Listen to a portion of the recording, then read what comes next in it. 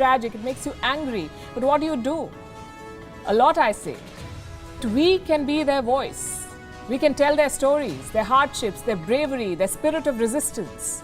And we plan to do that. Hashtag Save Afghan Women. Write to us, get on social media, organize protests, launch fundraisers. Whichever part of the world you're in, put pressure on your government. Do not let them forget that 14 million Afghan women have been chained by a brutal regime already. We have a chance to save them, but only if all of us join the fight. Write to WION with hashtag Save Afghan Women. Join the Gravitas campaign.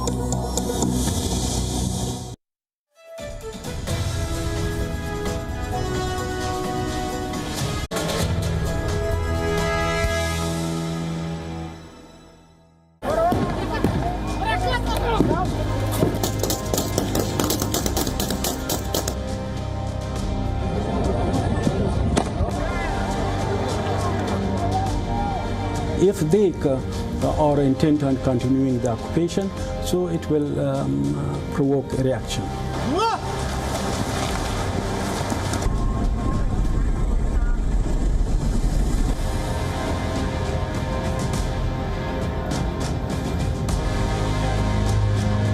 ये मौजूदा पाकिस्तान के अंदर इस तरह का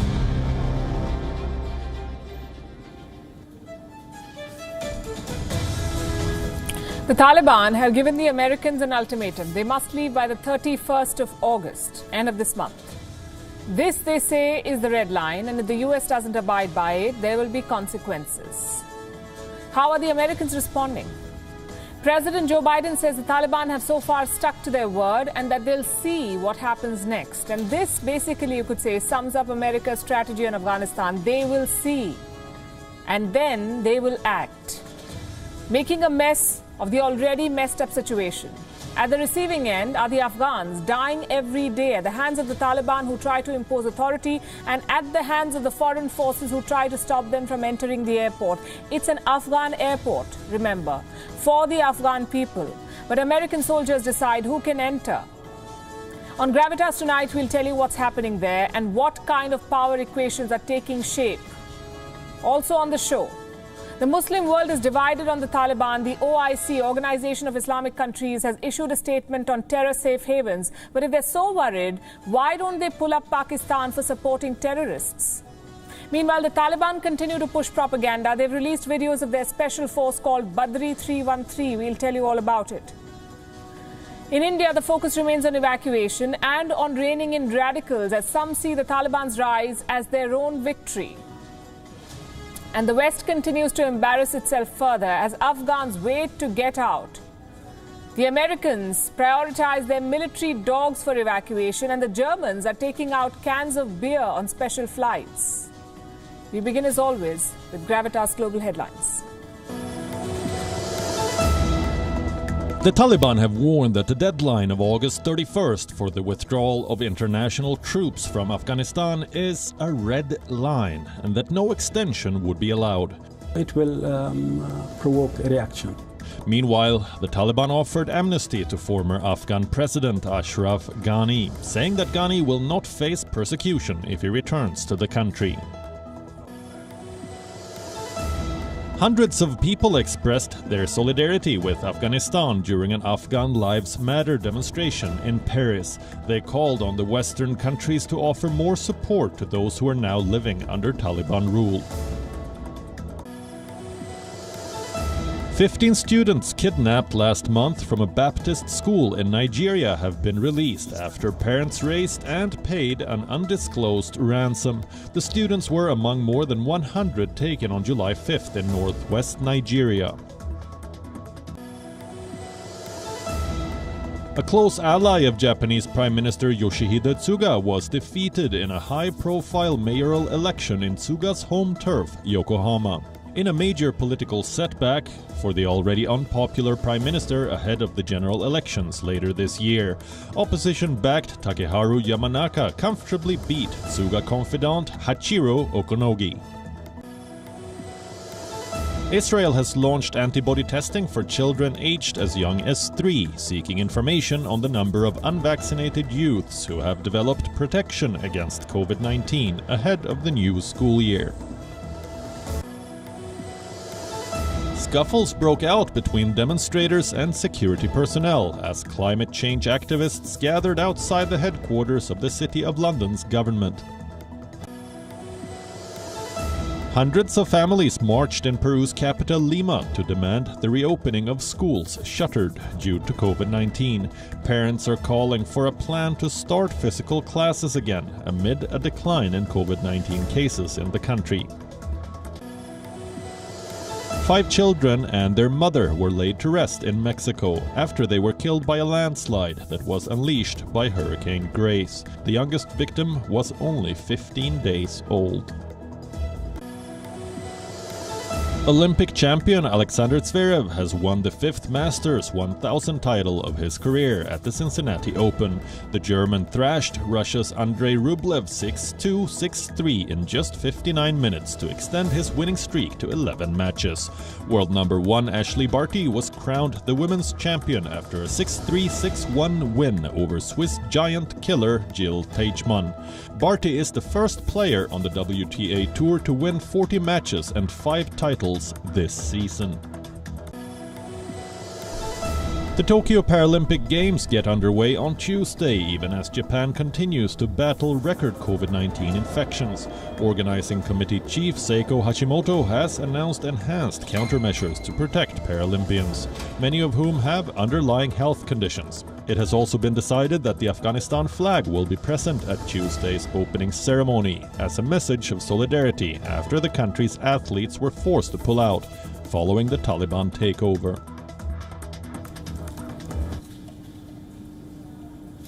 The Taliban took over Afghanistan exactly a week ago. They promised peace, order and amnesty to Afghans. Instead, they have given Afghanistan death, destruction, chaos, fear and a lot of uncertainty.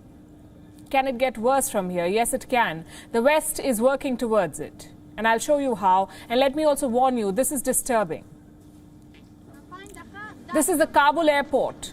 The soldiers in this video are believed to be American. The dead bodies, those of Afghans. How did they die? In a stampede, trying to get inside the airport and out of their country. They were crushed in the rush, even children. These deaths could have been avoided, just like a lot of the misery that Afghans are suffering. Avoidable. But here's what's happening. American and British troops control the gates of the Kabul airport. They are unable to control the crowd. First, they botched up the withdrawal. Now they're messing up the evacuation. As the crowds swell, a new security threat is emerging. The Islamic State could target the Kabul airport. The U.S. National Security Advisor has said that the ISIS poses a quote-unquote acute threat to the evacuation effort. Thousands of Afghans are at the airport. They're sitting ducks for an ISIS strike. Car bombs, suicide attackers, mortar attacks. No possibility is being ruled out at the moment. There was a firefight at the airport earlier this week. Unidentified gunmen opened fire at some troops. US and German forces responded. 3 guards were hurt, 1 was killed. And this may be just a prelude to more violence. Who is going to fix the situation? What are the new rulers of Afghanistan doing? They're threatening more attacks. What do you expect from them? Instead of protecting Afghans, the Taliban today warned the Americans, leave by the 31st of August or face serious consequences. Listen to this. This is something you can say it's a red line. President Biden announced this agreement that until 31st of August they would withdraw all their military forces. So if they extend it, that means they are extending occupation. While there is no need for that, I think it will deteriorate the relation, that will create mistrust between us. If they are intent on continuing the occupation, so it will provoke a reaction. They're threatening the Americans. They're attacking the Afghans. Let me show you some pictures from last week. This is the city of Khost in southeast Afghanistan. Locals apparently tried to unfurl the Afghan national flag. In response, the Taliban opened fire.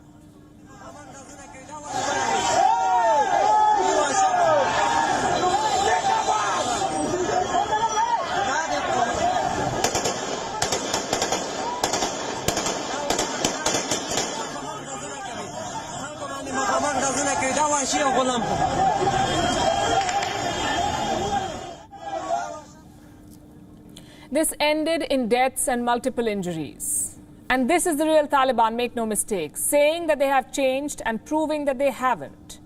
They talk about power sharing and political consensus. They talk about an inclusive government. But what are they doing? The exact opposite, say Afghan politicians. Some of them have spoken out. They say the political process is far from inclusive and that the Taliban show no respect for Afghans. They only accept those who promise complete allegiance. And some interesting and significant promises have been made in this direction, like the brother of former Afghan President Ashraf Ghani. He is supporting the Taliban now. His name is Hashmat Ghani.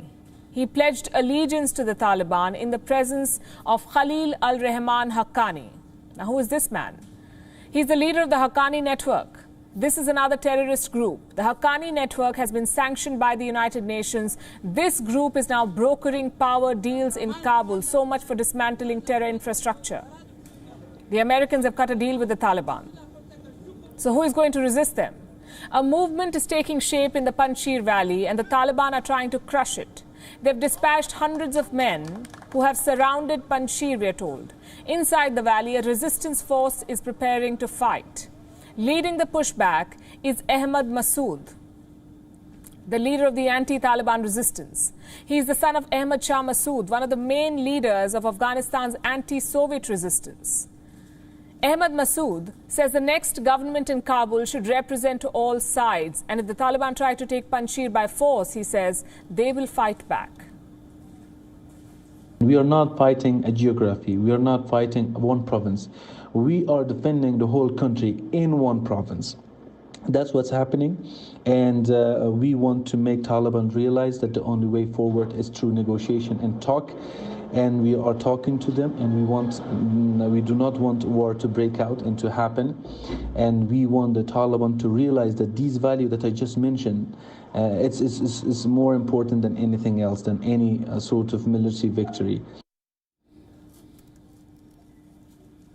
Remember, Panjshir is the only region no occupying force has been able to take in Afghanistan. Not the British, not the Soviets, not the Taliban in their previous regime, not the Americans. Will the resistance hold this time too? Well, this story is still developing. And so is this one. The Taliban see themselves as brand ambassadors of Islam, the rulers of the newest emirate. Talk about a hard sell. Gun-toting fanatics do not make good ambassadors, and the Muslim world realizes this. On Sunday, Saudi Arabia convened a meeting of the OIC. That's the Organization of Islamic Cooperation. It was more of a belated realization. Kabul was taken last Sunday, remember. The OIC waited an entire week before holding talks. Clearly, urgency was not on the agenda. So what was? The big headline was a joint statement on terrorism. It was a direct message to the Taliban: do not protect terrorists. Do not let Afghanistan become a haven for terror organizations. Listen in. The international community and the ruling regime in particular must also work against Afghanistan being used as a haven for terrorism and extremism again, and must not interfere in its internal affairs. You would think this is a powerful scolding for the Taliban. After all, it is coming from the OIC. We're talking about 57 Islamic nations, nearly 1.8 billion people. That's a lot of power and influence. But here's the problem. All that power and influence is deeply divided. You have some nations playing wait and watch, while others cheer the Taliban's return. And these divisions make the OIC ineffective. Take the example of humanitarian aid. On Sunday, the OIC asked international donors to keep aid money coming. But what about their own contributions? What will they give the Afghans? Look at what Turkey is doing, what it's building at its border. A massive wall to keep Afghan refugees out. These are people who set out on foot from Afghanistan. They've been walking. They've walked for weeks through Iran. And this is what they find at the Turkish border, a massive wall. So much for Erdogan wanting to play the leader of all Muslims in the world. He's already ditched the Muslims of China, and now he's blocking the Muslims of Afghanistan. And this is not just about Turkey, by the way. It also sums up the OIC's response to this crisis. All the talk about Islamic unity, the romanticism around 21st century Ummah. But when trouble came, it was every country for itself. They're putting politics above religious brotherhood. Some are doing it openly. Others are waiting for the right moment. Pakistan belongs to the first group. They're openly cheerleading the Taliban. Right now, Pakistan hosts 1.4 million Afghan refugees. Imran Khan has refused to accept any more. Same with Turkey. Full support for the Taliban, none for the Afghan people. President Erdogan is talking about, quote-unquote, positive messages from the Taliban. Turkmenistan's policy is somewhat similar. They're open to talks with the new regime. This pro-Taliban side is making a lot of noise. What about the skeptics, the likes of Saudi Arabia and the UAE? They're completely silent. Saudi Arabia, remember, recognized the first Taliban regime. But this time, they'll be more circumspect. Since 9/11, Riyadh has been on a redemption mission. They partnered with the US in the war on terror, so supporting the Taliban is a big risk. Plus, there is a growing Taliban-Iran nexus. Traditionally, they have been rivals, the Shias in Iran, the Sunnis and the Taliban. But recently, they've found a common enemy, the United States. Saudi Arabia does not want Afghanistan to become a Syria or a Yemen, a playground for Iranian proxies. Same with the United Arab Emirates. They recognize the first Taliban regime, but reports say this time they're wary of terror threats. The bottom line is this: the Islamic world has changed. The Taliban will not be welcomed as heroes this time, at least not by everyone. The likes of Saudi Arabia and the UAE are worried about the terror nexus. And this fear was evident in the joint statement. But what about the countries who feed this terror nexus? Their own members, like Pakistan. Intelligence reports say Pakistani deep state helped the Taliban take over Kabul. Their generals are now advising the Taliban. The OIC warned the Taliban against harboring terrorists. But we've got news for them. It is already happening. Pakistani terrorists are already in Afghanistan. They're getting training and weapons. Will the OIC punish its rogue member? A member who plotted to overthrow a fellow OIC nation. A member who put millions of fellow Muslims in danger. We already know the answer. The OIC is steeped in symbolism, but that's about it. Its actual powers are practically non-existent. So divided or not, expecting the OIC to check the Taliban is wishful thinking. But here's what they can do. Provide legitimacy, not for the Taliban, but for campaigns against it. Whether it's on the interpretation of the Sharia, women's rights, or anti-terror organizations, the OIC can define the real Islam, not the bigotry propagated by the Taliban. Looking at power plays in the Islamic world, I know it's clutching at straws. But global Islam owes it to the people of Afghanistan. Meanwhile, the Taliban continues to claim to be a guardian of Islam. At the same time, it uses Islam and an extreme interpretation of Sharia to justify its brutality. The Taliban will go to any lengths, it seems, to instill that fear in the hearts of people, especially in Afghanistan. Here's the latest example of that.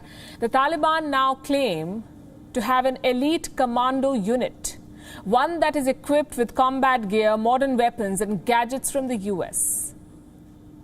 Here's a report.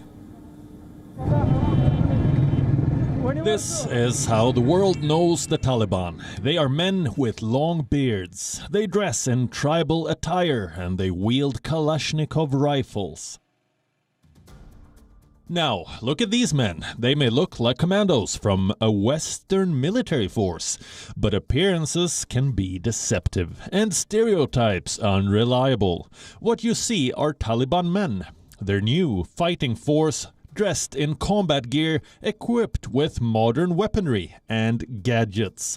This is the Badri 313, a special commando unit of the Taliban. The Badri 313 is named after the Battle of Badr, a conflict where the Prophet Muhammad is said to have defeated any enemy force with an army of just 313. In their propaganda clips, the Taliban described the Badri 313 as a highly trained fighting force, one that is now equipped with state-of-the-art military gear. The weapons and gear that you see in these pictures were taken from the Afghan forces. Between 2002 and 2017, the United States gave the Afghan forces weaponry worth $28 billion. The same equipment has now fallen into the hands of the Taliban, and the terrorists have simply swapped their AK-47s for American gear. In the past, terrorists from Lashkar-e-Taiba and Jaish-e-Mohammed have been recruited by the Taliban for this unit. The group says the members have been trained at undisclosed locations. Some videos even show them training in camps that are believed to be near the border regions with Pakistan. But serious doubts remain about the actual capabilities of Badri 313, because the unit has largely been featured only in propaganda videos. The Taliban have a history of pushing them. Their affiliate, the Haqqani network, first claimed to have an elite unit back in 2011.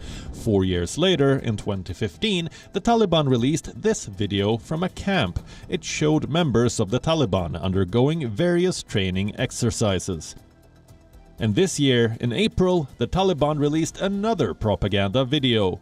It said the Taliban have hundreds of commandos trained and ready to fight. Now the same unit has been given a makeover and asked to defend and guard Kabul after the takeover. They might look formidable, but like we said earlier, appearances can be deceptive. And what's good for propaganda may not be good for a battlefield. Bureau Report, WION, World is One. India's mission Kabul has entered its second phase. It started on the 16th of August, and in the week that has followed, at least 6 evacuation flights have rescued nearly 600 Indians from Afghanistan. 2 more flights are on their way to New Delhi as I speak, and several more are scheduled for this week. India has also shut down all its consulates in Afghanistan. There were a total of 4. Mazar-e-Sharif, Jalalabad, Herat and Kandahar. They've all suspended operations. As for the Indian embassy in Kabul, all diplomatic personnel have been evacuated, but some local staff remains to coordinate the efforts. And here's what they claim the Taliban are doing. They're trying to reach out. Reports say that senior Taliban leaders have reached out to the Indian side with a request to retain India's diplomatic presence in Afghanistan. The request is said to have come from this man, Sher Mohammad Abbas Stanigzai. For those who don't know him, Stanigzai is one of the Taliban's 7 most powerful figures. He is also the head of the Taliban's political office. And here's something else that many may not be aware of. Stanigzai was once a cadet at the prestigious Indian Military Academy in Dehradun. This was during the 1970s when India was involved in training Afghan army officials. But after the Soviet-Afghan war ended, Stanigzai left the Afghan army. He took a radical turn and joined the Taliban in 1996. So what is he saying now? Here's what he has conveyed, apparently, to India. He said that the Taliban are aware of India's concerns regarding the security situation in Kabul, but that India should not worry about the safety of its mission or its diplomats. He has also rejected reports that Pakistani terrorists have entered Kabul and are present at checkposts set up by the Taliban. He said all checkposts, including those near the airport in Kabul, were and firmly remain in the hands of the Taliban. That's saying a lot. How has India responded to the request? By not taking it at face value. New Delhi has said that the evacuations will continue as planned because it can take no chances with its people and in dealing with the Taliban. It's a wise move, we say, because the worries for India are not limited to what happens inside Afghanistan. There's a lot on New Delhi's plate at the moment. The situation there also has a direct bearing on India's internal security, the situation in Afghanistan. The rise in extremism, the penetration of Taliban's ideology, the infiltration of weapons and the return of separatism in Kashmir are the biggest worries for India. As it is, some in India are already celebrating the Taliban's return as victory of their cause. In the last few days, we've seen provocative statements being made by Indian politicians and public figures congratulating the Taliban for their comeback. In the days to come, these radical elements and viewpoints could prove to be a security nightmare for India. So with these challenges in mind, India has begun preparing for the implications. It may start with Kashmir, where reports indicate that the centre is mulling a ban on the all-party Hurriyat conference. It's an alliance of 26 parties and organizations in Kashmir. They want to separate Kashmir from the rest of India. Now, reports say both factions of the Hurriyat, moderate and hardline, could soon be banned under the UAPA law. That's the Unlawful Activities Prevention Act, UAPA. This ban will give security agencies the power to block the flow of funds to the Hurriyat and to arrest any Hurriyat member looking to create trouble. With the news tightening around the Hurriyat, there's another religious organization that could soon be put under the scanner. It's called the Darul Uloom Deoband. It's an Islamic seminary based in the town of Deoband, some 170 kilometers from New Delhi. The Taliban follows the Deobandi school of Islam. It's a version of Islam that emanated from this town, Deoband. It evolved into different branches in Pakistan. It first emerged in 1866 as part of a revivalist movement that was sweeping British India. The Darul Uloom, which preaches this form of Islam, has no direct connection with Deobandi schools in Pakistan. Let me underline that. But the Deobandis in Pakistan did receive religious training from India during the Soviet occupation of Afghanistan. Now, this historical connection still haunts the Indian group. The government of Uttar Pradesh is planning to set up a unit of India's Anti-Terrorism Squad, or ATS, in Deoband. The UP government says this decision has been taken in light of the Taliban's return and due to fears that it would try to radicalize Deobandis living in India. So a week since the Taliban's return to power, India is doing all it can to safeguard its interests and people. It is bringing Indian citizens back to safety. It is preparing to deal with the implications of the Taliban's comeback, and it is strengthening its security mechanisms to counter any immediate or long-term threat. And in Afghanistan, we can tell you there are no easy choices. Whether for regional powers or even the ordinary Afghan family, what do? Their options are dangerous and unfair. Stay and suffer or flee to an uncertain future. Thousands of Afghans have chosen the second option. They're fleeing, not knowing where, not knowing whether they will survive. It says a lot about the Taliban's brutality. Families with young children setting out on foot. They plan to cross Taliban checkpoints. They plan to cross international borders, all in search of a better life. What we're seeing in Afghanistan is a humanitarian crisis. An entire generation has been turned into refugees, and the numbers are heartbreaking. 2.2 million Afghans are living in neighboring countries. 2.2 million. This was before the Taliban's takeover. Within Afghanistan, 3.5 million people are homeless. If this does not qualify as a refugee crisis, nothing does. So what is the world doing about it? The West has an easy strategy. Blame the neighbors. They invaded Afghanistan, they destabilized the country, and now they hide behind refugee quotas. Let me show you those figures. The United States has promised to take in 10,000 Afghans, Australia 3,000, Britain 20,000, Austria none, Switzerland none. They won't take any Afghans. These are self-proclaimed human rights champions, by the way. They regularly top fancy lists like happiest countries on earth, best places to live. Well, now you know their secret. Keep people out. It doesn't matter if they're refugees fleeing for their lives. Some of the comments have been outright appalling, like the one from the French president, Emmanuel Macron. This is what he said. We must anticipate and protect ourselves against significant irregular migratory flows that would endanger the migrants and risk encouraging trafficking of all kinds. Irregular migrants, he says. That's Emmanuel Macron. These aren't drug traffickers or criminals. These are victims of your war. It is the West's obligation to give them sanctuary. Instead, they're asking neighbors to do their job. Not everyone is on board, though. For years, Europe has used Turkey to keep migrants at the gates. Well, now they've had enough, it seems. President Erdogan of Turkey says he will not be Europe's migrant storage unit anymore. Turkey does not have a duty, responsibility or obligation to be Europe's migrant storage unit.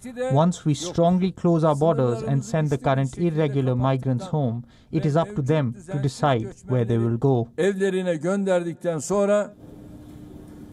West says terror is a global challenge, but refugees are not, it seems. That is something for the regional countries to figure out. So if Europe is not an option, where are these refugees going? Well, to neighbouring countries. 1.4 million Afghans fled to Pakistan in 2020. Prime Minister Imran Khan has ordered to seal the border. He doesn't want any more people. Tajikistan is planning to receive 100,000 Afghans. That's 10 times more than the United States. Fun fact, America's GDP is 2,500 times bigger than Tajikistan's. Superpower indeed. Around 1,500 Afghans have set up camp in Uzbekistan. Iran is reportedly pitching tents for refugees in 3 provinces. They already host nearly 3.5 million Afghans. And this includes migrants and refugees. What Iran does is going to be crucial in this refugee crisis. Let me tell you why. The Iran-Afghanistan border is more than 900 kilometers long. Refugees usually cross on foot. Their ultimate destination is not Iran, it is Europe. So they keep walking for weeks until they reach Turkey. This is the entry point for Europe. But for Afghans today, Turkey is not an option. If Europe refuses to take these refugees, they will be stuck in Turkey. So Erdogan has built a wall to keep them out. The Iran route is a dead end now. Plus, the new government in Tehran does not plan to keep the refugees. The plan is to send them back if the situation improves. And that's a big if, we all know that. So we are left with Afghanistan's neighbors. They're not superpowers. They're not financially independent. But they have no option. These Afghan refugees have gone through hell to escape. Remember, the Taliban control all border crossings. You cannot just pick up your bags and leave. It's a treacherous journey. Meanwhile, Europe and America are evacuating their own people, their personnel, their allies. What about the victims of their war? The West has no answers. And this is not about money or facilities to house refugees. They have enough of those. This is about a lack of political will. This is about total abandonment of the Afghan people. And nowhere is this abandonment more evident than it is at the Kabul International Airport, where thousands of desperate Afghans remain stuck, waiting for their turn to fly out of their country. Why are they stuck? Because Western nations who promised to evacuate them are yet to fix their priorities. American troops are seen evacuating their military dogs on a plane meant for Afghans. And Germany, listen to this, Germany shipped 22,500 liters of booze back home, but only took 7 Afghans on its first evacuation flight. Priorities, as we say. Meanwhile, the WHO, World Health Organization, says that 500 tons of medical supplies remain stuck at the airport due to the ongoing chaos. 500 tons. People need these medical supplies. Our next report tells you why Western nations who promised an orderly withdrawal from Afghanistan should hang their heads in shame. A week since the Taliban took over Kabul, the city's airport remains in a state of mess. Thousands of desperate Afghans and foreign nationals have been thronging at the airport for days. Stay there! Hoping to catch the next flight out of the country. The numbers are overwhelming. The list of unfortunate incidents ever growing.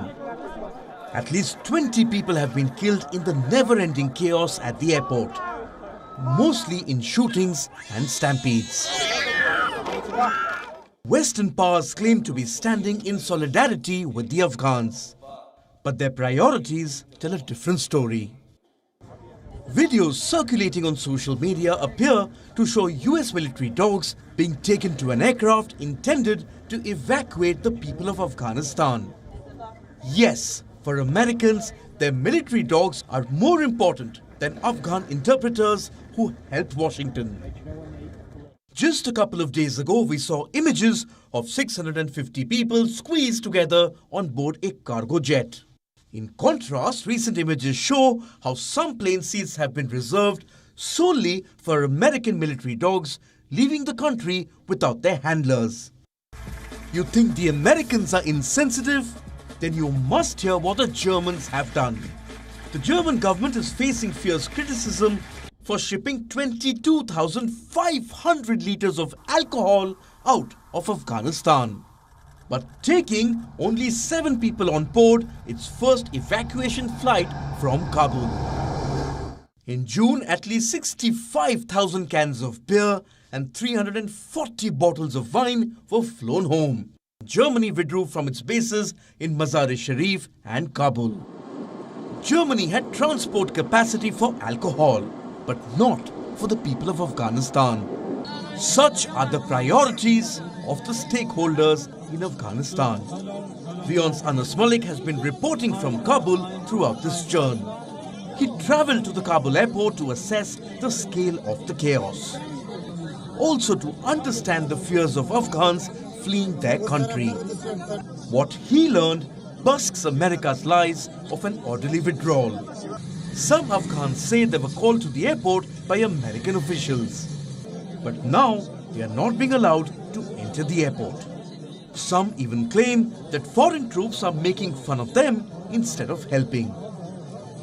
Distressing scenes at the Kabul airport's military sites, where hundreds and thousands with their families, some with passports, some without passports, have been flocking in a bid and hope to flee the country. They fear the wrath of the Taliban. They fear a repeat of the 1990s. मेरा नाम और मैं अफगानिस्तान में live करती हूँ। आप यहाँ पर कितने दिन से हैं और क्या आप खुद काम करती थी या आपका कोई फैमिली मेंबर यूके के साथ काम? नहीं, हम विनर हैं, विनर डीवी 2001। यहाँ पे हम 2 दिन 3 दिन आते हैं और यहाँ पे कोई रास्ता नहीं है कि एयरपोर्ट में हम जाएं। यूके क्यों जाना चाहते हैं?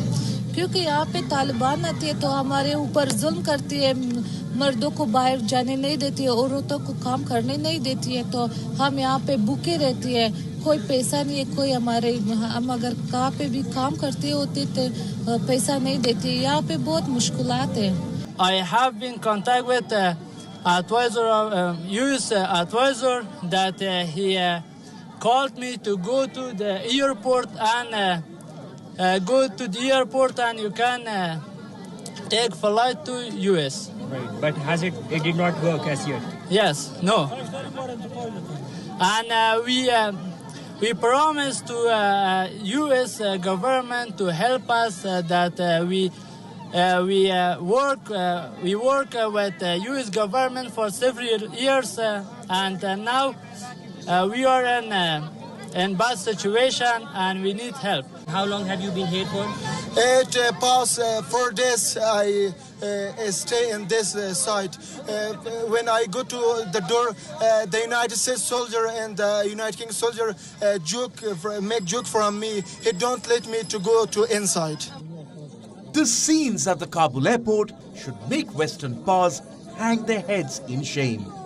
Those who risked their lives by working for them for 20 years are now worth less than cans of beer and dogs. Bureau Report, WION World is One. You saw the deaths, you heard the big statements, you got a glimpse of the refugee crisis, you saw the chaos at the Kabul airport. On your screen now are photos of a mother, an Afghan mother. She gave birth on a plane. She had a baby girl mid-air while fleeing the Taliban's assault. We do not know the mother's name. What we do know is that she and her baby are now in good condition. They're safe. They're thousands of miles away from the shadows of the Taliban. And thank God for that. The Taliban will not be able to assault the future of this female. But that's just one life saved. There are more than 14 million Afghan women. All of them are trapped under the Taliban's tyranny. They're suffocating. Tarannum Saedi is one of them. She's an activist. She's been fighting for the rights of Afghan women ever since she returned from Iran in 2011. Never did she imagine that a day so dark could come. Tarannum recently encountered the Taliban in Kabul. Here's what followed. On my way with my face covered, I came across these people inside government vehicles with long hair and scary clothing. I felt so scared that I couldn't even breathe. I had a very bad feeling and still have that feeling. I think I have to live with this nightmare all my life. You know why these women are so scared? It's because the memory of the Taliban's last rule is still fresh in their minds. It gives them a glimpse into their future if they stay back. And what does it look like? Under the Taliban, women do not exist at all. When the terror group took power in 1996, it forbade women from studying, from attending classes, working, playing sports. There was no place for women in the society, just enough space for them at home. It is from this living hell that Niloufar Bayat is escaping. She's the captain of Afghanistan's women's wheelchair basketball team. She had dreams of improving her game, taking her team places. But Niloufar had to leave her dreams behind when she recently managed to take a flight out of Kabul. Her journey was not easy. She encountered the Taliban at the Kabul airport. She calls it the worst day of her life. When I was in Kabul airport, it happened. And I stand in front of a lot of Talibans and I saw how dangerous they are. They were looking different. That it was like, I'm not a good girl, or I'm not a good woman. Being a woman in Taliban regime means nothing. You are not part of the society. You're just the one, you can stay at home and doing nothing. It means you are not important. They think we cannot do anything for future for our country. They would destroy all the wishes and all the achievements, all what we did in the last 20 years. Niloufar is currently in Spain, but many of her team members are still in Afghanistan. The Taliban's terror is back. Women in Afghanistan are being turned away from their offices. They're living in hiding. Many face arrest, possible persecution. Afghan women are desperate to flee, but they don't have a clear way out. 50-year-old Hasiba is waiting outside the Kabul airport. She's living on dried bread and water. Along with Hasiba are her 3 children. She wants to go abroad to secure their future, give them a life they deserve. My cell phone charge is ending, but I'm sitting here waiting to go abroad. Taliban don't stand to what they say. They are a threat to those who have worked with organizations belonging to other countries. They suspect them. I have seen with my own eyes Taliban beating people in Mazar-e-Sharif. How can we live in these circumstances in Afghanistan? How can we live in these circumstances, Hasiba asks. Well, I too have a question. Can we imagine our families living in circumstances like these? Hasiba is someone's family too. She too deserves to be safe. So do 14 million other Afghan women. In the last 1 week, we've seen them petrified, at pain after losing their freedom, at pain after being parted from their children. We've also seen these women protest against all odds. They have personified resistance and courage. It is now our responsibility to help these women. It is our responsibility to hashtag Save Afghan Women. This is a Gravitas campaign. It's a fight for freedom, fight for the right of every woman. And we're reaching out to our global audience every day, appealing to each and every one of you to do your bit. Save Afghan women. And here's how you can. Organize fundraisers to help evacuate women who want to flee Afghanistan. Organize protests to force your governments to send help, to send rescue flights, food. Write to your leaders. Tell them to hashtag Save Afghan Women. Join this campaign. We are not going to stop till all Afghan women are safe. And you should not settle for anything less either. At the same time, We keep track of the supporters of the Taliban, those who are perpetrating this horror on the people of Afghanistan, men and women. Pakistan, we know that it backed the Taliban. Some reports say even engineered the fall of Kabul. But what is happening inside Pakistan? Well, lots of trouble brewing there. Last week, a major protest erupted in Gwadar. Locals blocked roads and shut down the city to protest against the Chinese. That has not gone away.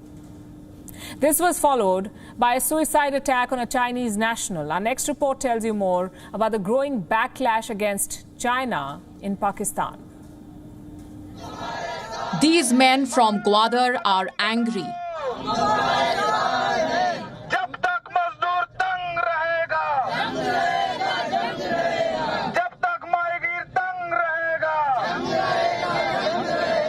There is a severe water shortage back at their homes. Their livelihoods are at stake, and they blame only one country for all of their problems, China. Since last week, Gwadar has been witnessing a major pushback against the Chinese. Local workers blocked roads, they shut down the city and made two demands from the local officials: steady water and electricity supply, and a ban on fishing by the Chinese in the nearby waters. Reports say Chinese ships have been illegally fishing in the waters near Gwadar. The locals wanted to put an end to that. Instead, they faced a crackdown from Pakistani officials. 2 people were hurt, but the protest has not died. They represent the anger that is brewing within Pakistan against CPEC, the Pakistan Economic Corridor. Chinese workers in Pakistan are now being regularly attacked. Last week, a suicide bomber targeted a motorcade. 2 Pakistani children were killed. 1 Chinese national was hurt. Why is the local population resorting to violent means? Because they feel Islamabad is not listening to their concerns. For years now, the local population has been raising its voice against Chinese projects. They fear China is grabbing their land. Pakistan needs at least 290,000 acres for CPEC. There is a plan to bulldoze existing settlements and resettle the residents. The locals have received ultimatums to give up their homes. Those who refuse could have their land seized by the government. The locals refuse to let go of their land without a fight. Some have chosen to pick up arms. The rest are taking to the streets. And for both sides, China remains the common enemy. Bureau Report, WION World is One. A new week usually comes with new hope, the promise of a fresh start. But this seems almost utopian given the situation in Afghanistan. The world is under enormous stress, and we're being constantly bombarded with unpleasant information. Do you know we often overeat in such times? It's a coping mechanism for stress, and it's not always conscious. What we eat under these stressful circumstances, or what we eat in our day-to-day lives for that matter, it affects our health in the long run. We all know this. But a recent study has a very interesting classification of what is safe food and what isn't. And I want to end tonight's show by quickly talking to you about it. The study was conducted by the University of Michigan. Researchers studied 5,800 foods. They found that eating a hot dog could cost you 36 minutes of healthy life. Eating a serving of nuts instead could help you gain 26 minutes of extra healthy life. Interesting, isn't it? How did researchers come up with these numbers? They calculated something called a HENI. It stands for Health Nutritional Index, HENI. It is calculated by considering 15 dietary risk factors associated with a particular kind of food. Food items were ranked according to their Health Nutritional Index. Researchers said foods with positive scores add healthy minutes to your life. Those with negative scores can be detrimental to human health. Let's first look at the list of foods associated with positive health minutes that will help you live longer, healthier. These are fruits, starchy vegetables, nuts, seeds, seafood, legumes, soy products. Interestingly, there's also candy, crackers and savory snacks as part of this list. Which are the foods that can shorten our lifespan? Sugar, sweetened beverages, Frankfurter sandwiches, burgers, red meat, macaroni, cheese, pizza, even soups. Interestingly, milk too is placed in the list of negative health nutritional index, as is butter, oil, margarine and poultry. A lot of these foods are considered as a healthy choice. Grilled chicken, for instance, soup, a glass of milk. But according to researchers from the University of Michigan, all of these have negative health nutritional index. How so? Well, this research, interestingly, also considers the environmental impact of a particular food item. Global warming, as you've seen, is deadly.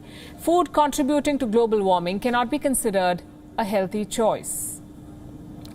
It is keeping a food's impact on human health and environmental health in mind that researchers have come up with some fascinating analysis. Well, here's one. The study suggests we lose 35 minutes of healthy life per serving of Frankfurter sandwich, which, by the way, happens to be a very popular snack across the West. Also among the popular street foods of New York, 35 minutes lost per serving of Frankfurter sandwich, researchers say. Here's another popular restaurant order, corned beef with tomato sauce and onions, 71 minutes lost per serving of this dish. Next is a food item spotted in almost every refrigerator, peanut butter, 33 minutes of healthy life lost per serving. Peanut butter also happens to be a food item that is now being marketed as a healthy, keto-friendly, gym-friendly snacking option. 33 minutes lost per serving, according to the study. Then there is a popular school lunch item for children. That's jelly sandwich, 33 minutes lost per serving. It says, in short, this study claims that some of the most popular, seemingly safe foods today are not good for our health and for our world. What are we to do then? The study talks about making small changes, replacing negative food with positive ones, ordering sardines instead of corned beef, for example. Researchers say we can gain 82 healthy minutes by eating sardines with a tomato-based sauce. They also suggest other alternate restaurant orders, for example, apple pie instead of a vegetable pizza. While 1.4 minutes are lost per serving of vegetable pizza, 1.3 minutes can be gained if the pizza is replaced by an apple pie. Healthy minutes can be gained by ordering field-grown fruits instead of processed meat, legumes and nuts instead of greenhouse-grown vegetables, low-impact seafood like sardines instead of salmons. Even small changes like these in your diet can lead to substantial health gains. Think about it. We'll wrap the show, leaving you with Gravitas images. Thanks for watching.